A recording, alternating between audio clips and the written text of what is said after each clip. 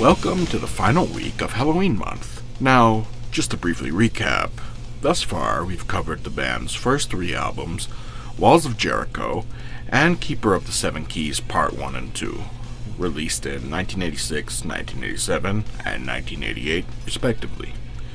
We now jump forward 6 years to the band's sixth studio album, 1994's Master of the Rings. Now, this album is the first with Andy Darris on vocals, and served as a much-needed comeback for the Godfathers of Power Metal after having a rough go of it for the first half of the 90s. But let's not waste any more time. Without further ado, let's dive into our review of Helloween's 1994 comeback album, Master of the Rings. Number 1, Irritation. Just a short intro skit. Nothing really much to say here. Usually I give intros and outros a rating right down the middle unless they really piss me off, and this one's inoffensive, so 5 out of 10. Number 2, Soul Survivor. What a way to start an album. To start this album and an album, period.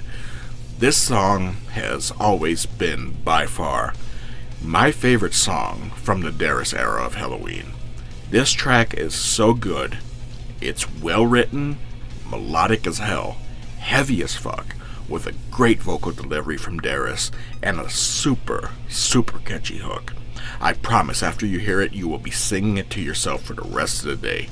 What a great way to introduce your new singer, and assure everyone in the fan base that after 2 sorry-ass albums, Helloween is back, rejuvenated and with a motherfucking vengeance. But if you truly want to experience this song in its full glory, I highly recommend that you listen to the live version from the band's 2017 United Alive concert, where Kai Hansen joins in on third guitar and gives the wall of sound so much more depth than the studio version from the album. It really makes all of the difference. But nevertheless, an amazing song from beginning to end, no matter which version you listen to. 10 out of 10. Number 3, Where the Rain Grows. Now, this was actually the first song I ever heard from this era of the band. I remember seeing the music video for this, and I loved it right away. This whole song is great, but it's really the hook that makes this track what it is. The verses are really good too, but that hook, man, 10 out of 10. Number 4, Why?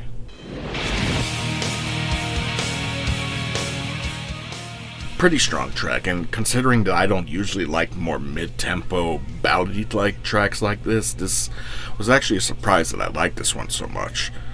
Like I said, it's more mid-tempo, but goddamn does it have so much power in it.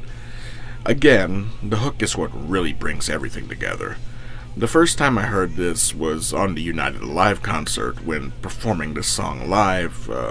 Kishke, now duets with Darris, and the contrast in their voices makes everything sound so much more grandiose, especially when they come together for the hook after trading verses back and forth. And though the album version lacks the sonic depth of both singers, the song is still exactly the same with just Darris on it, and it's really, really good. There's a lot of Queensryche influence here. It is pretty evident from the beginning of the song all the way to the end. Not much more to say. 10 out of 10. Number 5, Mr. Ego, Take Me Down. This song was actually written as intending to be a diss song towards former frontman Michael Kishke. Now obviously, the band doesn't perform this song anymore now that Kishke is back in the band sharing vocal duties with Darris. But regardless of that, the song just isn't very good on its own, in my opinion. Forget the lyrical content for a moment, and just let's focus on the instrumentation. The music alone is fucking terrible. It sounds like a leftover track from Pink Bubbles Go Ape or Chameleon, which are the band's 4th and 5th albums. And like I said, I'm not getting into that now. Different video for another day. The only part that's kind of okay is the hook, and that's not saying much, because it's only slightly better than this fucking mess of whatever this is. I don't know what they were going for here, other than obviously dishing Kishke. As a diss song, it's hella weak. As a Helloween song, it's even weaker. I give this one 0.5 out of 10. Number 6, Perfect Gentleman. Not a bad song at all. It's 10 times better than the previous fucking song, I can tell you that much. I don't love it, but there's nothing about it that particularly stands out or makes a strong connection with me. I don't really have anything bad to say about it either. The hook is pretty good, and the rest of the song is just kind of there. It doesn't really distract me from the rest of the album. I can listen to it fine. I don't particularly reach for it when listening to the album, but if it plays, so be it. Because before you know it, the verses are done and you're back at the hook, which, as I said, is actually pretty decent. So at the very least, the song's inoffensive in its existence. I give it a 5 out of 10. Number 7, The Game Is On. Great song here. I love how this one is structured. I actually had not heard this song before until listening to this album for this review. I mean, I've heard this album before in the past, obviously, but I never really listened to it as the entire piece of work. Except for now, because I needed to do the review. So there are 2 or 3 songs on this album that I have not been familiar with up to this point, and this is one of them. Like I said, great song.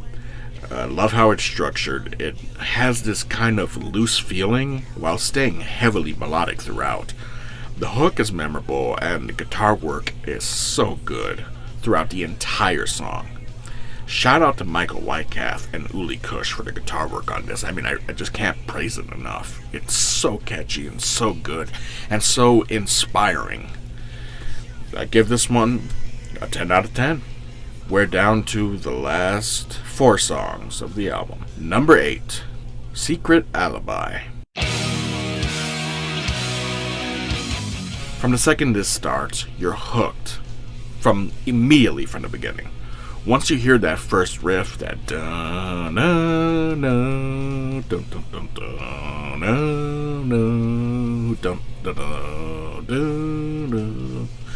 I'm sorry, bad imitation, but it's so damn catchy. It commands your attention no matter who you are or where you're at. Once it does have your attention, it transitions into this melodic, hard rock sounding riff for the verse sections, while throwing in some power metal elements during the bridge and full on during the chorus, which is, once again, catchy as all hell.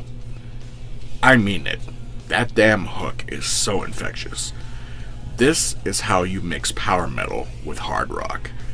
This is how you fucking do it. On any given day, this song would likely tie with Soul Survivor as my favorite from this album and the Darius era of Helloween as a whole. I give this one another 10 out of 10. Number 9, Take Me Home. This song is, I don't know, it's not what I was expecting. Personally, it's not really my style.